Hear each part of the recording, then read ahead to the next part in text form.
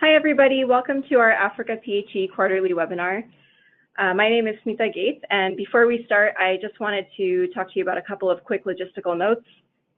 So during the webinar, you'll be able to hear me and our presenters, but we won't be able to hear you. So if you have any questions or comments that you would like to share during the course of the webinar, please use the questions window on your screen.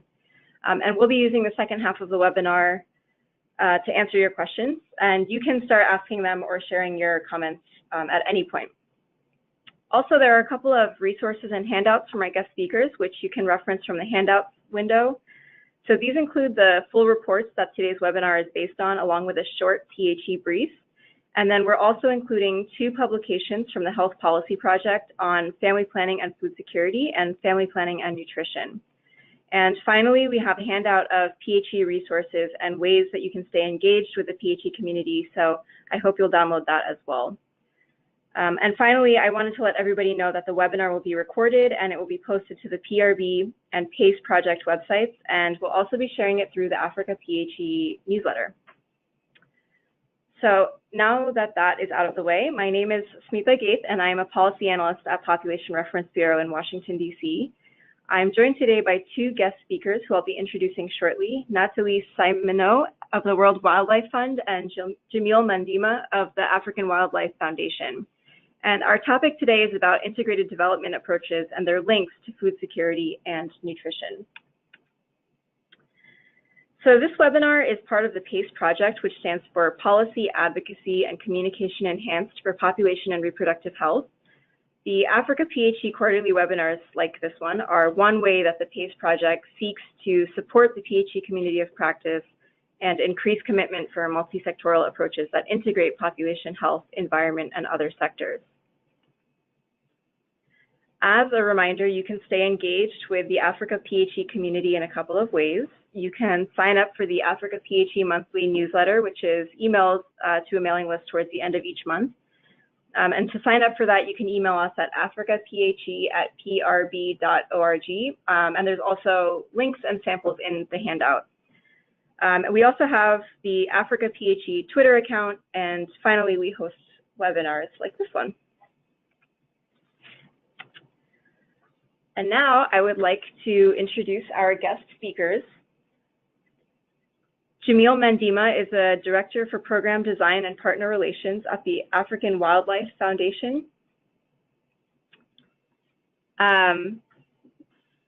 He has worked in conservation for more than 25 years, the bulk of which were in Southern Africa, where he played different research and program leadership roles in the Zambezi Valley with the University of Zimbabwe and AWF, respectively. He currently plays a representational role for AWS in Washington, D.C. with all partners while providing program design backstopping for AWF's Africa-wide program. And he serves as a point person for USAID's Central Africa Regional Program for the Environment and other initiatives. Jamil earned his Master of Science in Applied Zoology and his PhD in Environmental and Biological Sciences degrees from the University of Eastern Finland. Nathalie Simoneau is a Senior Gender and Social Inclusion Specialist at the World Wildlife Fund. She has worked in the Democratic Republic of Congo, Nepal, and in Canada, where she studied changes in the traditional food systems of Aboriginal communities. She has a background in public health and nutrition, and she holds a master's degree from McGill University's Center for Indigenous Peoples, Nutrition, and Environment. She focuses on mainstreaming gender and social issues into major World Wildlife Fund programs globally, and she has authored or co-authored publications on PHE and other cross-cutting issues such as gender, food security, and nutrition. Many of you tuning in today may be new to the PHE approach, so I thought I would just quickly introduce what it is. PHE programs integrate approaches to improve access to healthcare services, especially family planning and reproductive health, and they also strive to help communities manage their natural resources, conserve biodiversity, and critical ecosystems that they depend on. PHE programs can be customized to fit the needs of the communities that they're implemented in, but at their most basic level, they typically address family planning and reproductive health needs and other primary health. And this enables communities to also prioritize conservation, natural resource management, and related issues like sustainable livelihoods and food security, which are often closely tied to natural resource management. We know that human health, population dynamics, and the environment interact in many ways, and people depend on their local environment for natural resources like food, timber, livelihoods, flood protection, and rapid population growth, which is in many cases driven by an unmet need for family planning, can drive unsustainable environmental practices that impact health and economic income or economic outcomes, and they place pressure on social sector services like education and healthcare. So PHE projects recognize these links, address family planning and reproductive health and primary health so that people can also prioritize conserving their environment and their natural resources. So aside from this, why PHE? PHE is an excellent way to help remote communities develop. Integrated projects are cost-effective for organizations and time-efficient for communities. They often lead to increased participation of men in reproductive health and family planning and of women in natural resource management. Family planning and conservation are often better received when they're packaged with other benefits like income generation. And integrated projects can also reach the most hard-to-reach populations, and they respond directly to the needs that the community itself identifies. So now let's focus for a moment on the links to food security and nutrition and family planning. So there have been a couple of efforts to examine the links between PHE, family planning, food security, and nutrition. And in theory, part of the way that PHE efforts address food security and nutrition are through family planning. And there might be other specific food security or nutrition activities that are integrated in PHE projects, but family planning is one way that PHE kind of makes this link. So this flowchart is based on work under the Health Policy Project, which conducted a desk review examining family planning and nutrition. So the Health Policy Project found that increasing the use of voluntary family planning helps women achieve their own reproductive health goals, and it can also benefit maternal and child nutrition in profound ways. And some of the impacts are direct, but others are indirect. So by improving birth spacing, delaying or reducing adolescent pregnancy, and increasing women's empowerment, we find long and short-term benefits to mothers, adolescents, and their households in terms of nutrition. The links to food security come through decreased fertility, which on a population level slows population growth. And this can help improve the 4 pillars or 4 pieces of food security. So when we talk about these 4 pillars, we're talking about food availability, which means that there's enough quantities of appropriate or necessary types of food that are consistently available. Food access refers to having adequate income or other resources that you can buy or barter with to obtain the amounts of appropriate food to be nutritionally secure. Food use and consumption refers to being able to meet the appropriate biophysical requirements like good health so that bodies can adequately process food to meet their nutritional needs. And finally, food stability, which means that the other 3 pillars are always or consistently present for people, households, individuals over time, and they're not jeopardized by shocks or other events. So these are some of the links between food security and nutrition and family planning. And because family planning is a critical piece of PHE projects, I just wanted to make sure that that piece of the PHE approach that does demonstrate links to food security and nutrition is clear. So with that, I would like to kick it off to my guest speakers, Natalie and Jamil. So Jamil will start off, and he'll be talking a little bit about the Africa Biodiversity Collaborative Group and the work that they're doing to examine the links with PHE, food security, and nutrition. Thanks, Mita, and good morning, good afternoon, folks online. I would want to step back and just give a quick synopsis and introduction to what Africa Biodiversity Collaborative Group is, for the benefit of those online that might not be aware. The The Africa Biodiversity Collaborative Group is comprised of 7 international NGOs that are based in Washington, D.C., with a strong presence in sub-Saharan Africa, implementing programs. The platform was formed back in the late 1990s, and to date has been operating as a learning platform funded by USAID's Africa Bureau. The purpose of this group is really to collectively tackle complex and changing conservation challenges by bringing the strength of the collective power of their institutions to be able to invest in effective and efficient work towards Africa's vision to ensure that natural resources and biodiversity are securely conserved in balance with sustained human livelihoods.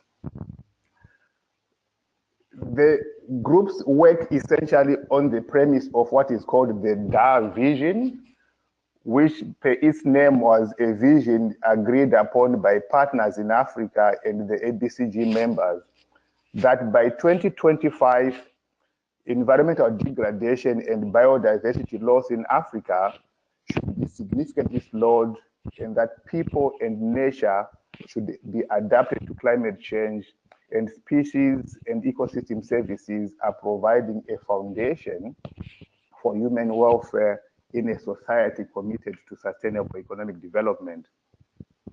So by collaborating, that's the only way that ABCG believes we can be able to achieve this vision.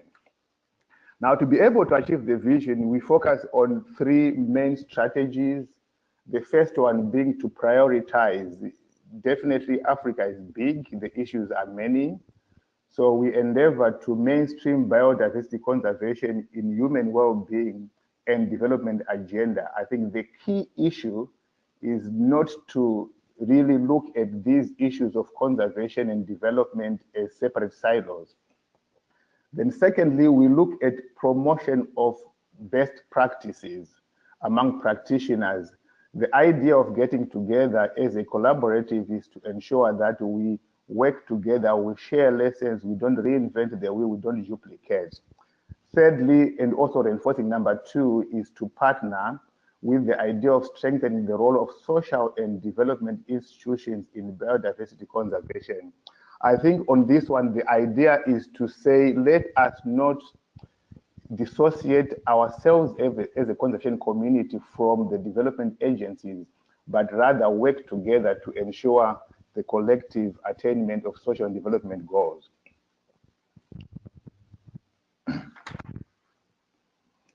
Now, each of these strategies, when we implement, dating back to a phase 1, which was prior to 2014, we really looked at topical issues in the African context, and at that early stage, we addressed issues on managing extractive industries to protect biodiversity.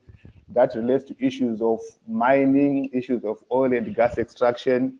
We looked at governance issues, land tenure, integrating food security and biodiversity, addressing global climate change, both mitigation and adaptation, looking at global health and biodiversity, capacity building, and developing a suite of tools, technology-driven tools like SMART for law enforcement, addressing the issue of large-scale land acquisition, what we often call land grabbing in Africa, and then also the discourse of faith and conservation.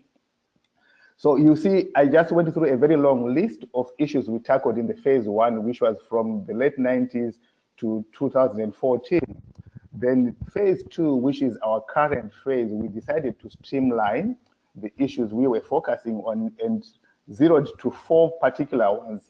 Land and resource tenure, which we were basically looking at how do we ensure that the land use plans and the ownership of land and access to resources is invested in local communities.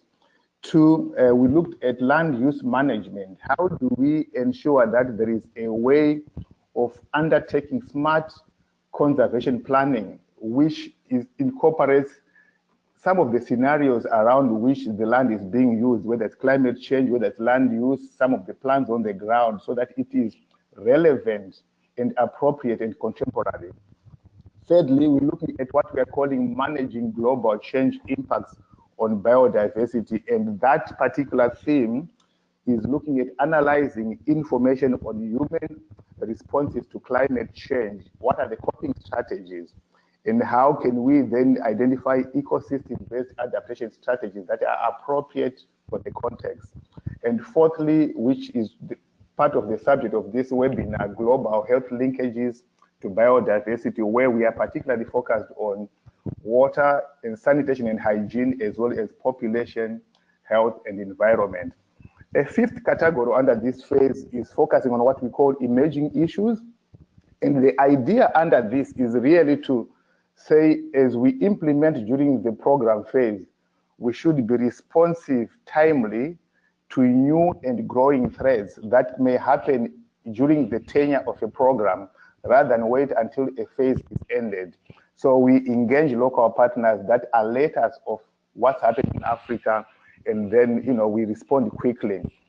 And this entire suite of interventions by the ABCG aligns appropriately with USAID's biodiversity policy that aims to shape a future in which both people and biodiversity thrive via improvements in economic prosperity, social equity, and environmental stewardship. So that gives you an overview, very quick, of what ABCG is.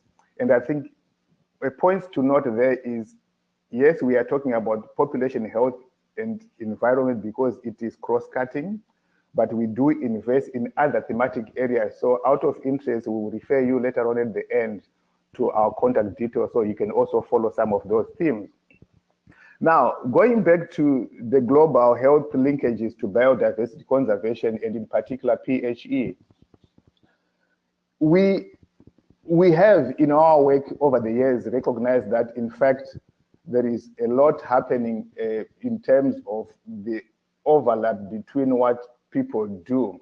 So we set ourselves a goal of, first of all, undertaking a literature review to take stock of what's happening in the space of PHE. And that in itself is acknowledging that there are players out there that are making every effort to integrate population health and environment. But ourselves as a conservation community, we are not doing that adequately.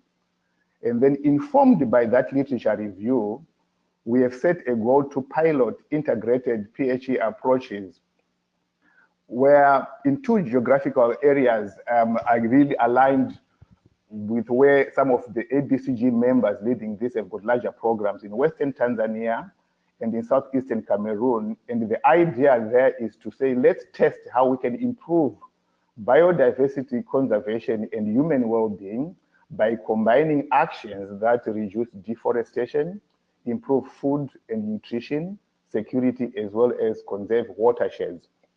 And under this goal, we are looking at building multi-sectoral partnerships that will ensure that biodiversity conservation and human well-being outcomes are achieved in tandem. We are looking at how we can strengthen the evidence base for USAID and others. Part of our mission as a learning group is to say, how do we enrich the strategic formulation by USAID and other partners by showcasing that, in fact, there are successes from integrating biodiversity conservation and development. And then once we do that, we are directly ourselves hands-on implementing some of these best practices as drawn from the literature review and also from what we're doing within our pilot sites. And then hopefully this will be able to replicate and be scaled out.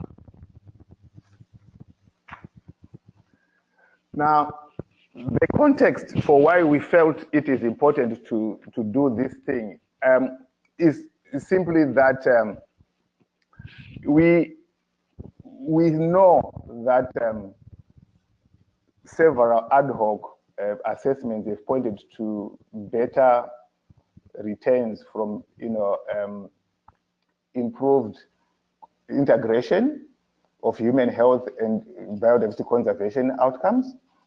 We are also aware that when we improve agricultural practices, to promote better conservation projects have attempted to reach food security goals using simple things like vegetable gardens in a rural setting, small livestock, chickens, goats, etc., and micro projects.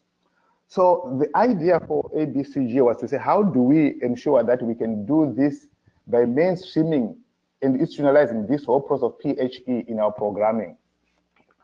Why do we think this is important for ABCG?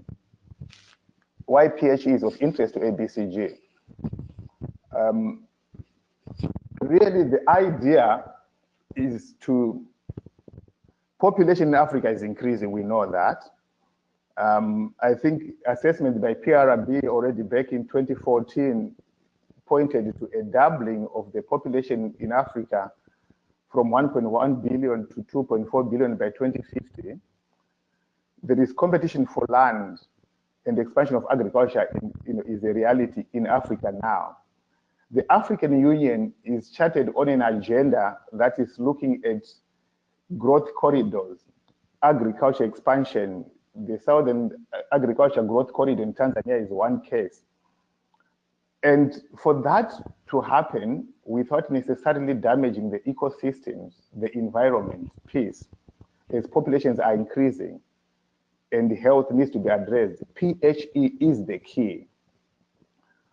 We are also aware that for us to be able to reduce population growth from the high of 3% or so to levels of 1%, we need to be engaging local communities. And the only way to do that is to be able to combine and integrate the issues they care about for their daily survival. And that is where issues of promoting agriculture, sustainable agricultural practice, vegetable gardens, small-scale livestock, and alternative enterprise is important so that you can engage and incentivize them accordingly.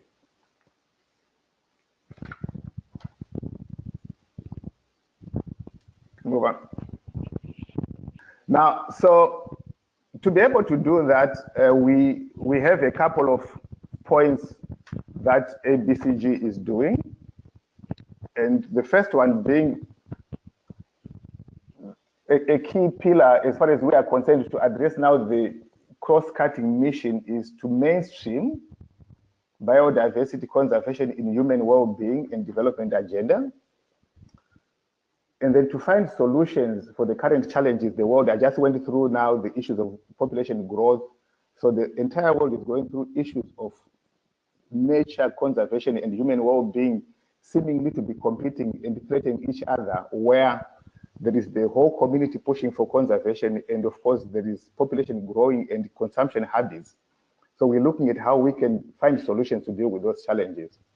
Then promoting, and we believe that this can only be done by promoting sustainable conservation and development practices among practitioners, and then creating partnerships that last and removing the divide between conservation versus development or versus humanitarian. And these four issues collectively enable us to achieve the ABCG mission, because then we are able to collectively come together in one room, learn from each other, and roll out the best practices. So this is really the rationale on why, one, PHE matters, and two, why ABCG as a collective, we believe it is important to include a dedicated, explicit focus on PHE interventions as part of our conservation programming in Africa. We have been able so far to find a few pointers out of the literature review, and I'll just give you a quick synopsis on some of the key findings out of the literature review we undertook, and then my colleague will later on go into some specific linkages. So the first finding is that there is a lack of PHE projects that have been able to adequately measure and systematically monitor the impact of nutrition and food security on biodiversity and health outcomes. I think essentially programs continue to be implemented in silos. So conservation on its own, WASH on its own, PHE on its own, development on its own, etc. Integration remains relatively ad hoc. and there's no proactive effort to include PHE as part of the program design, and as a result, monitoring systems don't track all aspects. So the point here is, at times, practitioners actually do address all pieces of population health and environment, but in the reporting, they may either focus on population issues, on health issues, or environmental issues, and not on all three. So you lose track on what has actually happened. Then we are also been able to find out that the food security, nutrition, and health outcomes are in particular really measured by the conservation community. And on the other side, the PHE and development organizations don't measure conservation outcomes. So we were able to query a couple of examples from Madagascar, from a few other places where you find very salient measurements. And we essentially learned from the, the literature review that it is important for us to really zero in and be able to integrate. And the way we are doing it as a BCG now is to focus on what linkages we can implement ourselves through the case studies. And my colleague will now talk us through the various case studies to talk about the linkages in the PHE. Okay, thank you very much, Jamil and Smita. This is Nathalie. I am going to continue talking to you about the best practices that we have uncovered in through the PHE literature review that we are attempting to pilot in the field through the pilot projects in Southeast Cameroon and Western Tanzania. So one of the first best practice that is recommended when implementing projects with food security and nutrition focus, PHE projects, is to incorporate explicit nutrition objectives, of course, and indicators into the project design.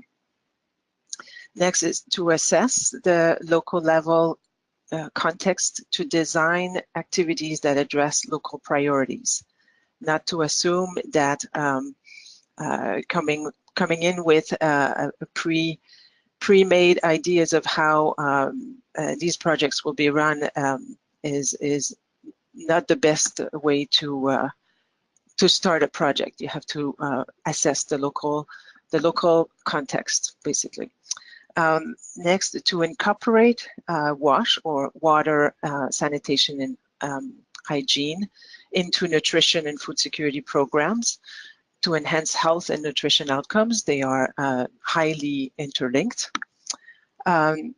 Another one is to gain in-depth understanding of the gender roles, the dynamics between women and men, and their access to resources, their use and decision-making around those resources,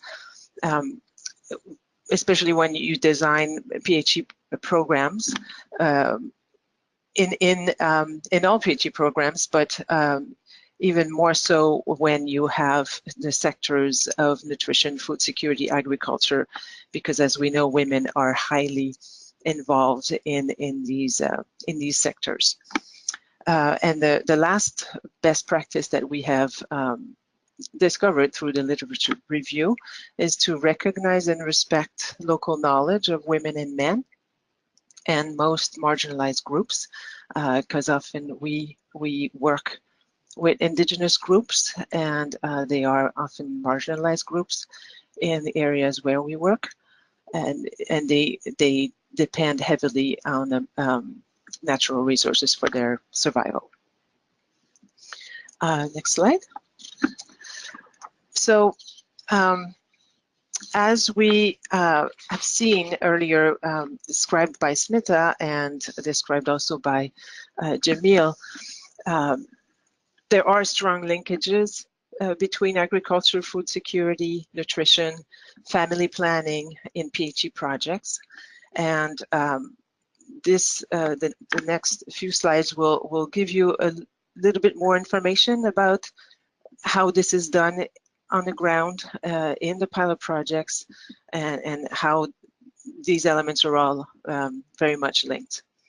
So all projects, very often, I should say, PHE projects address livelihoods in the form of agriculture, promotion of small animal husbandry, or sustainable fishing practices.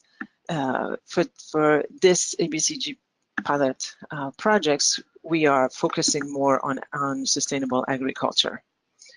Of course, the conservation piece goes hand in hand with the sustainable agriculture, and where we promote the adoption of improved agricultural techniques that we hope will contribute to the reduction of deforestation and will lead to the decrease in unsustainable agricultural practices, such as slash and burn practices that often communities use in the areas where we work. Next slide. So we cannot leave out food security and nutrition when we are addressing agriculture and sustainable agriculture and conservation. They go hand in hand. In the food security components, we talk about and promote vegetable gardening, conservation agriculture, as I said before, agroforestry also, that can improve soil fertility, increase production, and also increase production of more nutritious foods, and we promote a wider variety of foods. And that leads into promoting nutrition. So again, food security cannot be reached really without promoting nutrition. You can often have a food secure environment, but you still can have malnutrition happen because malnutrition can be caused by poor hygiene and sanitation practices that can lead to diarrheal diseases, poor access to health services and knowledge about proper feeding practices, a poor environment, and several other diseases that can affect the nutritional status. So again, one doesn't go without the other. You have to promote these two sectors together. And some of the activities or the approaches that we're using for this pilot project in nutrition is to promote proper feeding and care practices, promote dietary diversity, also promote an increased high quality meal frequency. Very often we find that in some communities in remote areas, even for growing toddlers, there may be just 1 or 2 meals a day, which is insufficient for a growing child. So these practices are very important to promote, and of course, good hygiene and sanitation practices. And we cannot forget about the cross-cutting component that is gender and women's empowerment, which is at the core of all the work that we do, since we work with women a lot because they are the main household caretakers. They are responsible for day-to-day nutrition and food security status of the whole family. So they are a major player in the food production process, and they are an essential stakeholder to include and in the PHE approach. As mentioned earlier also by Smita and Jamil, there's a very strong link between family planning and nutrition. excuse me, sorry, where even if couples are using family planning to have healthier children, unless they can grow nutritious foods and unless they know the proper feeding practices, the family's health will not be improving. And those who will suffer most the consequences of the poor nutritional status and the poor well-being will be the most vulnerable, which are the women and the children. So next slide, please. So all that to say that to wrap it up nicely, we see that the nature of PHE approaches is to make the linkages very clear, and to make those linkages very clear with those who actually are disseminating these messages on the ground, and that the collaborative efforts of multi-sectoral actors is one of the most important pieces for PHE approaches to work well the way they should work, at disseminating those integrated messages and promoting the behavior change practices.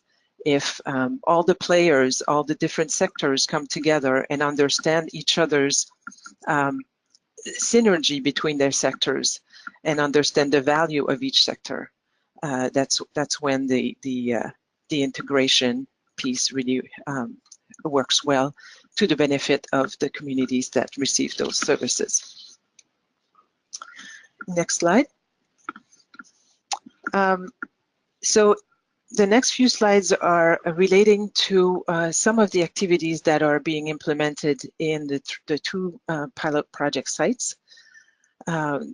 These are just a snippet of some of the activities that are happening, but they will inform you as to how we're trying to conduct these pilot projects to bring together the links between the agriculture, the family planning, nutrition, and food security.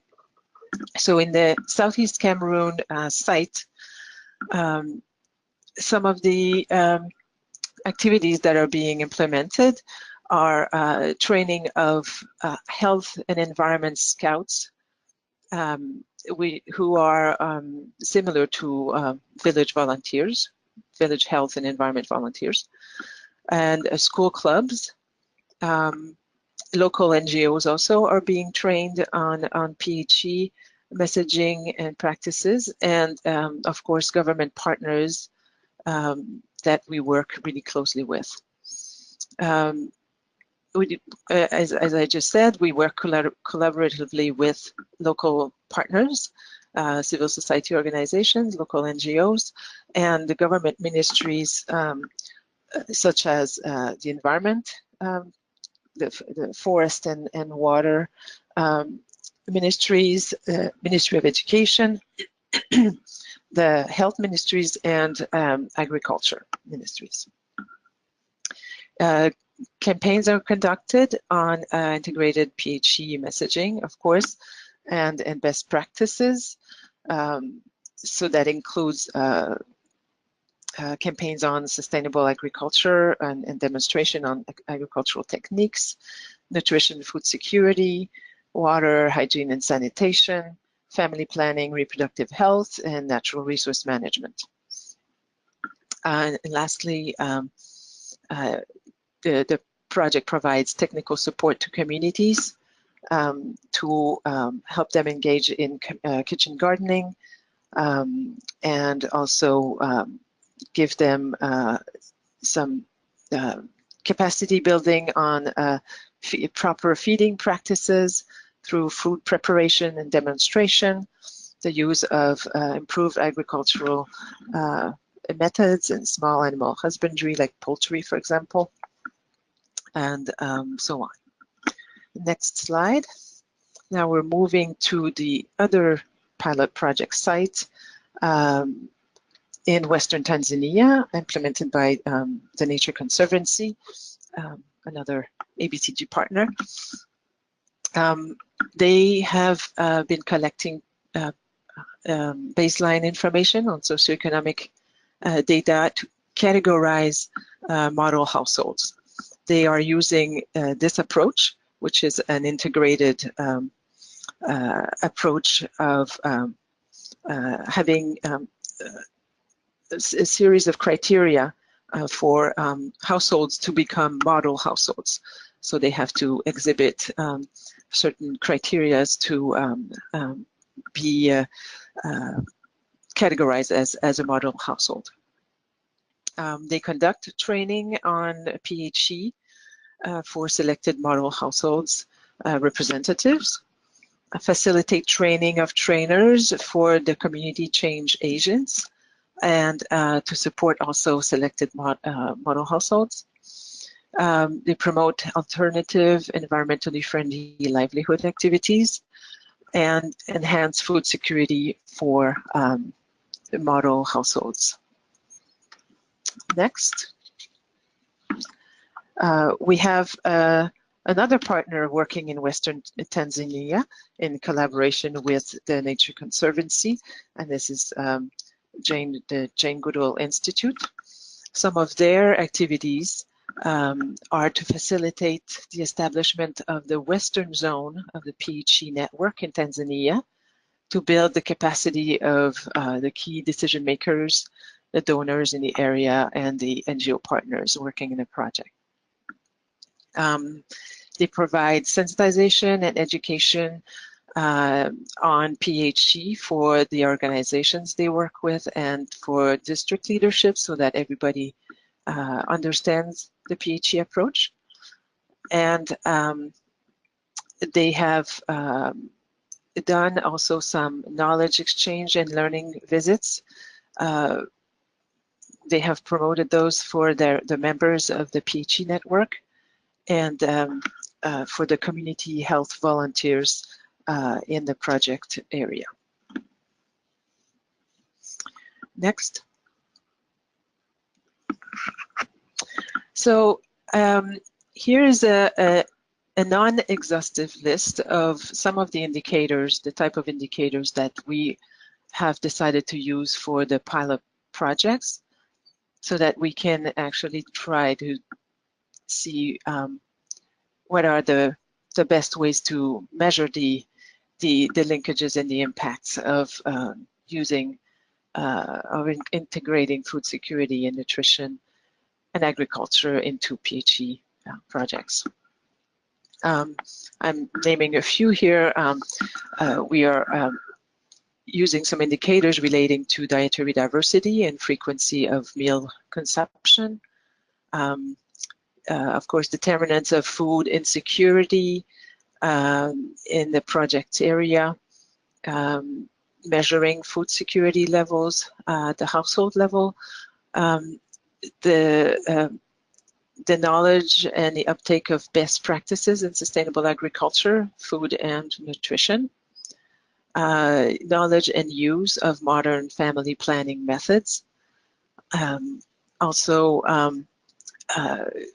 some indicators relating to the knowledge of the community members we work with on the links that they see between the ecosystem health and human health and well-being. We have some gender-related indicators relating to women and other marginalized groups that engage into decision-making roles. And we try to also measure the level of access to resources to improve and implement livelihoods activities. Next.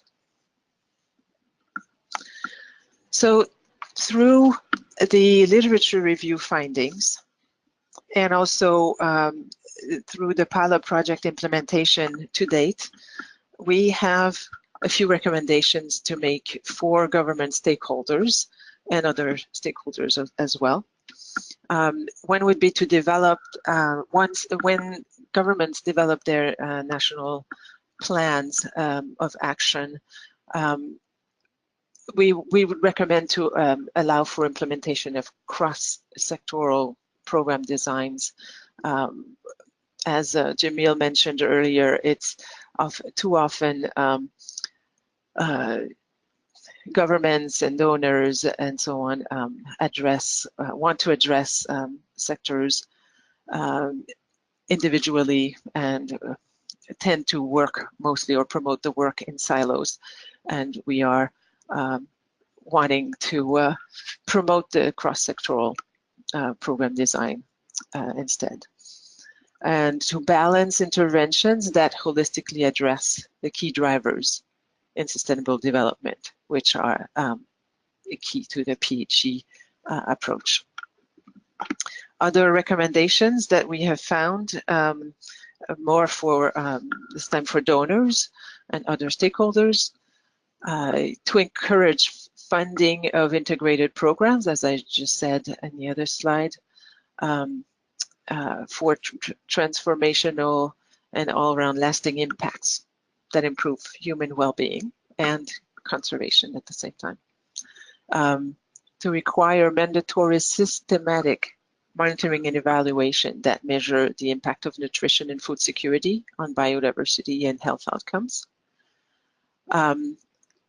To allow for adequate investments at the onset of projects to establish baselines across the PHE aspects so that better measurements, better monitoring, and also better impacts can be measured, and also to leave room and funding for the proper training of the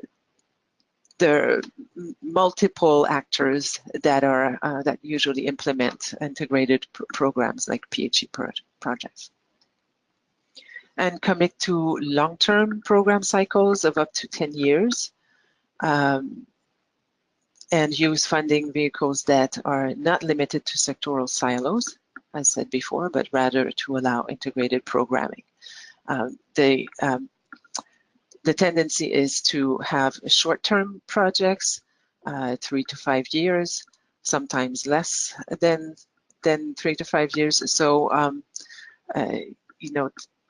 having a long-term vision and commit to longer funding streams would be ideal to be able to show impact and have a strong behavior change and adoption of the best practices for PHE projects.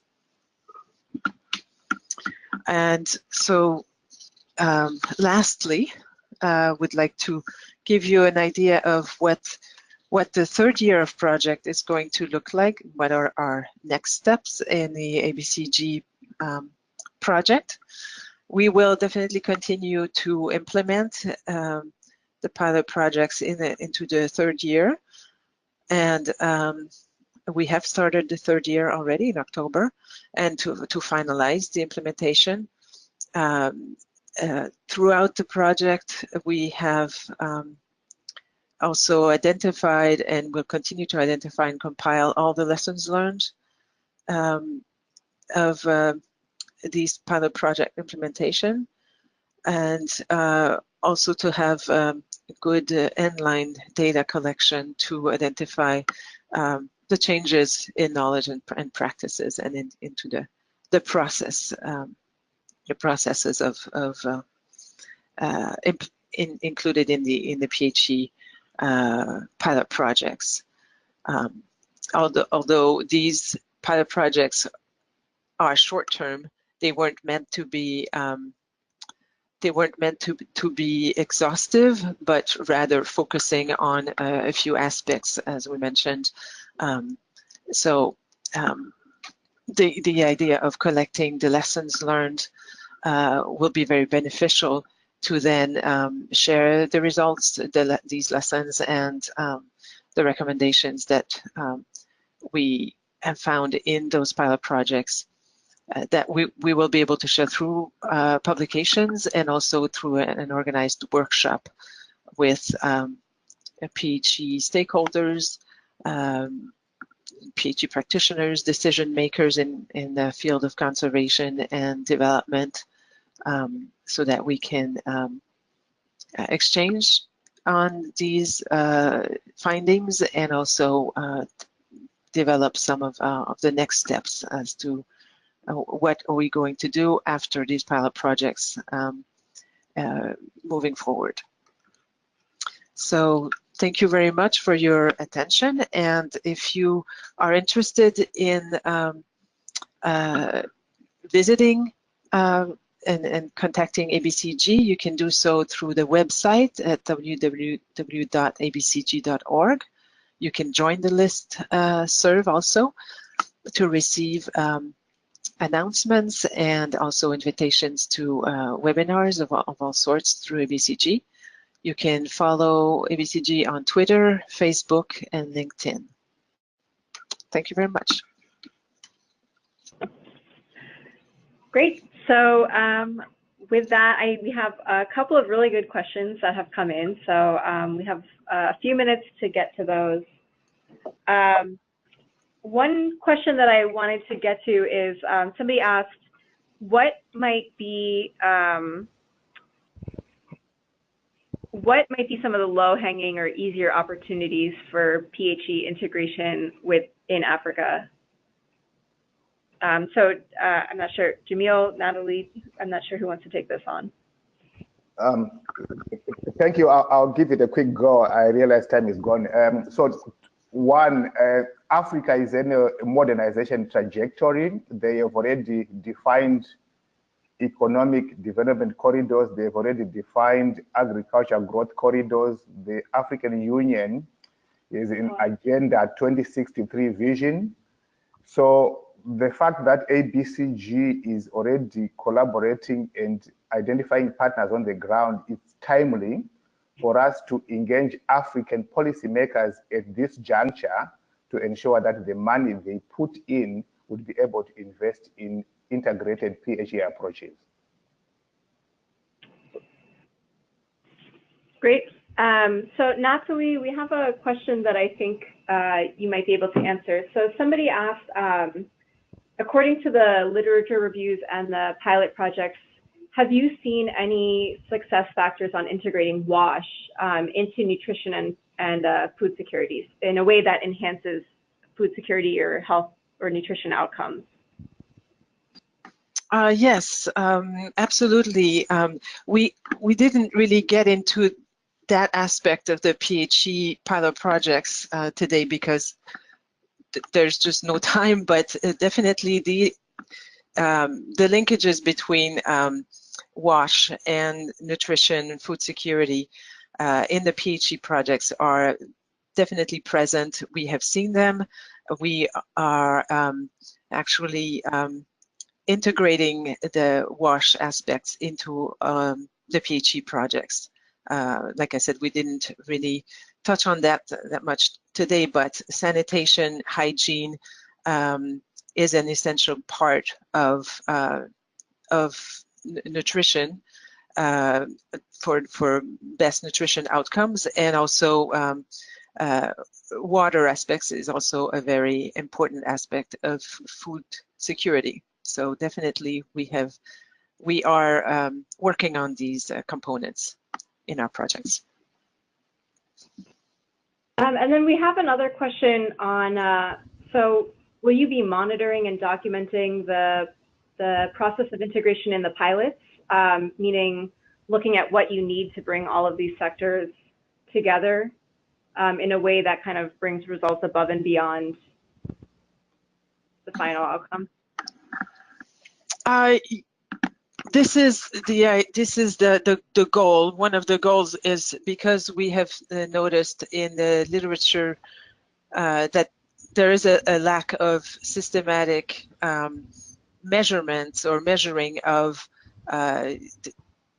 truly the impact that all these sectors have on each other, and through the PHE approach, we are attempting to do that. Hopefully, we will be able to demonstrate some of these strong linkages in our results, and but we also need to keep in mind that it's a short-term pilot project, and we'll see what we can obtain.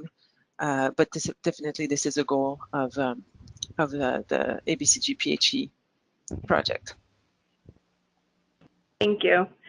One question that we have that I think might be valuable is, and maybe Jamil, you could take this on. Can you speak a little bit to the linkages between PHE integration and its benefits and the SDGs?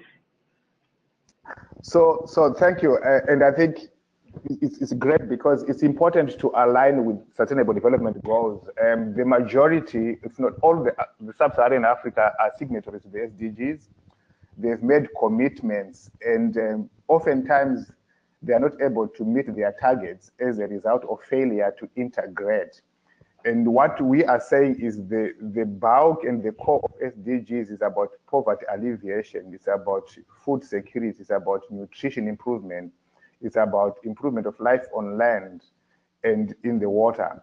And these are the issues that PHE address, in our endeavor to integrate. So a country in Sub-Saharan Africa, embracing integration and implementing PHE with a very clear, systematic way of articulating measures and monitoring means that they are able to actually report on the SDG targets and achieve them more efficiently than if they were not to do PHE.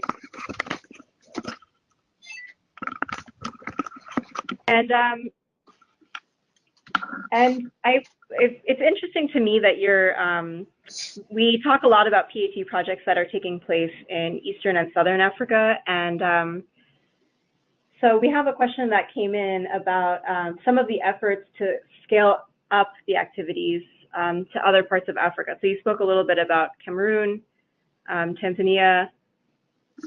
Is there any effort to scale up or expand? Yes, I will take that one, and maybe Jamil, you can jump in also if you want.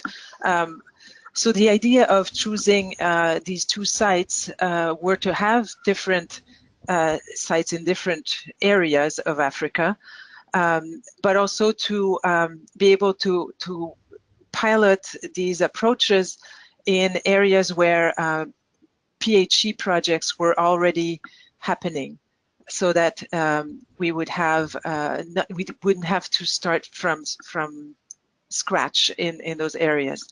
The idea now is that upon receiving the results and analyzing these results at the end of the pilot projects, we would like to, ABCG would like to go beyond these areas and apply these pilots at probably at a higher scale, larger scale, into different areas of Africa. And just to add to say, collectively as 7 members of ABCG, we really cover Central and West Africa as well. So part of the idea, once the pilots have documented the process and best practices, we expect, and it is our desire, to then start mainstreaming and adding the PHE approaches is part of our ongoing programs in these other regions. So the idea of scaling up and replicating is there, but right now it's logical to invest in the pilots where the existing PHE programs and learn from them. Then when we go out, we are kind of doing it and investing resources efficiently. That's great. And like I said, I think it's really important, interesting that it's kind of taking place in 2 very different settings. Natsumi, one of your recommendations was for donors and stakeholders,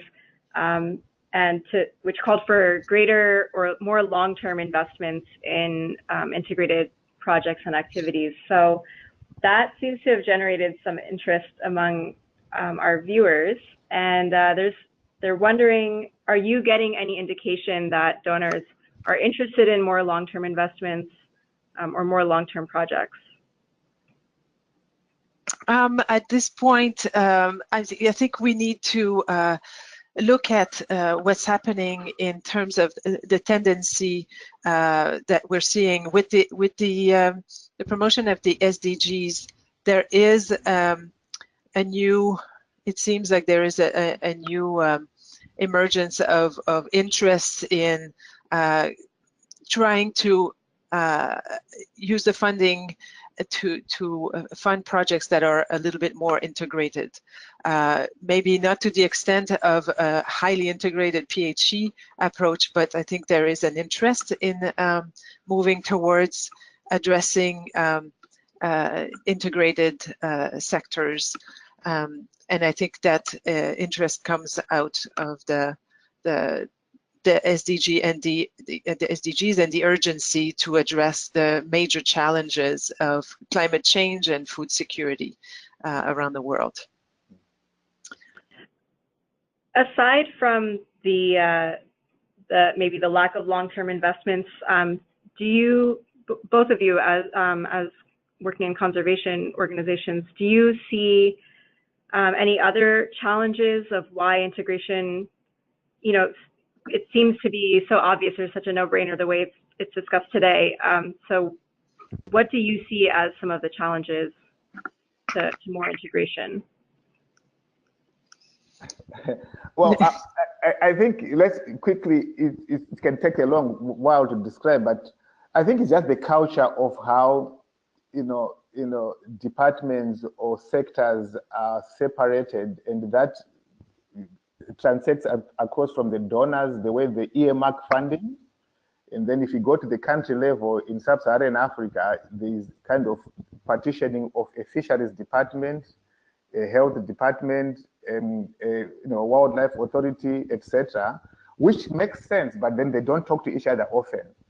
And I think it is about that kind of behavior change and change in how we govern and make the best of limited resources.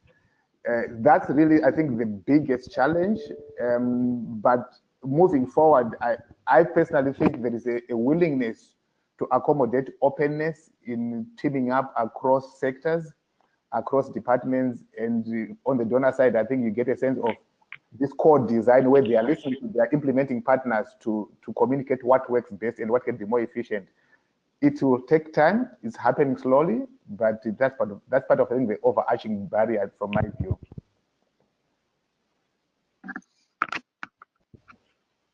Great. Thank you so much to both of our guest speakers today and to everybody who joined us for this webinar. We kind of gone over time a little bit. Before we kind of end for the day, I just wanted to encourage everybody to take a look at the resources. The report that that the ABCG group has shared is really interesting. So I encourage everybody to download those resources. And as a reminder, the presentation and this recording will be uploaded to the PACE Project website and the PRB website, and distributed through the Africa PHE mailing list. So with that, thank you so much to both of our presenters, and have a good day, everybody. Thank you. Thank you for the opportunity. Okay, bye. Bye-bye.